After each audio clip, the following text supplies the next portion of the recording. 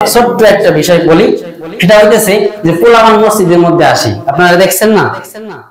দেখছেন পোলাপান মসজিদে আসার জন্য আমি তাকিদ দিয়েছি। আপনাদের অনেকের কাছে খারাপ লাগতে পারে, অনেকের কাছে খারাপ লাগতে পারে, কিন্তু আল্লাহ রাসূল সাল্লাল্লাহু আলাইহি সাল্লাম যেটা বলেছেন সেটার উপরে আপনারা মানতে রাজি কিনা বলেন?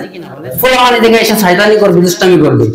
আল্লাহ রাসূল যখন নামাজের মধ্যে দাঁড়াইতেন, হাসান হুসাইন ঘাড়ের মধ্যে বসে যাইতেন। তা আল্লাহ রাসূল তো কখনো হাসান হুসাইনকে দূরে ধাক্কা দিয়ে ফেলাই দেন নাই, আপনি কেন ফেলাই দিবেন বলেন আমাকে?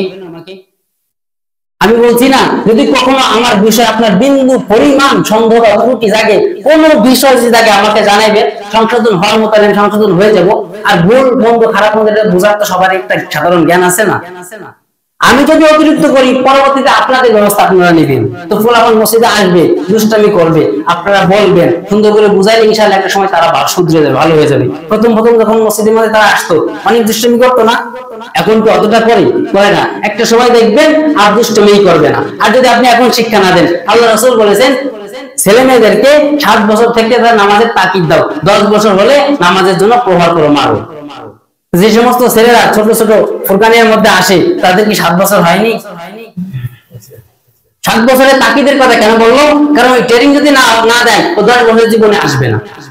7 বছর থেকে ট্রেনিং দিতে হবে যে আজ এক ওয়াক্ত আসুক, 3 ওয়াক্ত না আসুক, আবার ফজর আসবে, জোহর না আসুক, আসর আসবে, ফজর না আসুক, ফজর আসবে, ঈশা না আসুক, এরকম বলছেন না? এই যে একটা তরিকা, সে আসবে আস্তে আস্তে আসতে থাকবে।